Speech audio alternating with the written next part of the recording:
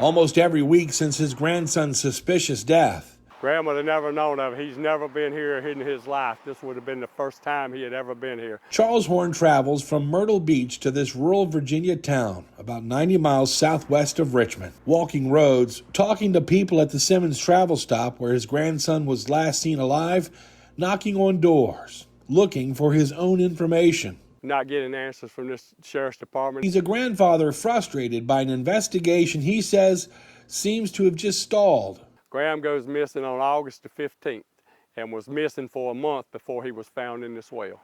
Back on September 16th, roofers were working on St. Stephen's Church off Route 903 in Mecklenburg County when they noticed a foul smell in the area. Those contractors traced that smell to the well, which is at the front of the property. They lifted the cement top off that well and found a pump hooked to a PVC piping with a T.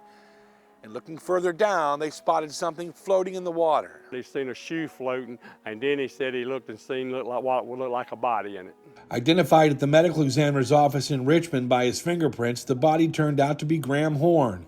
According to his grandfather and sheriff's deputies, the 21-year-old from North Carolina joined a faith-based recovery group called Met by Love Ministries. But how he ended up in the well is still not known. I'm sure it's a homicide. I don't think at all that Graham killed himself. I just knowing my grandson, he didn't get in that well by himself. A well that now serves as a makeshift memorial for Graham Horn, a location 6 miles from Simmons Travel Stop where Graham was last seen alive.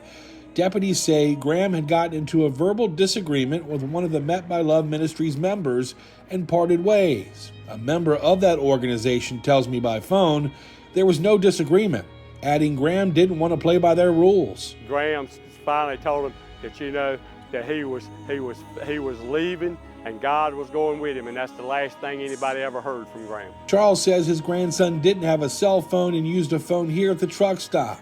There was a three-way call between Graham, a Met by Love member in charge, and his grandma. You have no phone or nothing. The only one that had a phone was the one that was in charge of the vehicle. And they left him with no money, no phone, no water or nothing. That's the way he left. A Met by Love member says that's not true. They offered Graham a ride to a Durham bus station, but he declined and on foot headed east on 903 in the direction of St. Stephen's.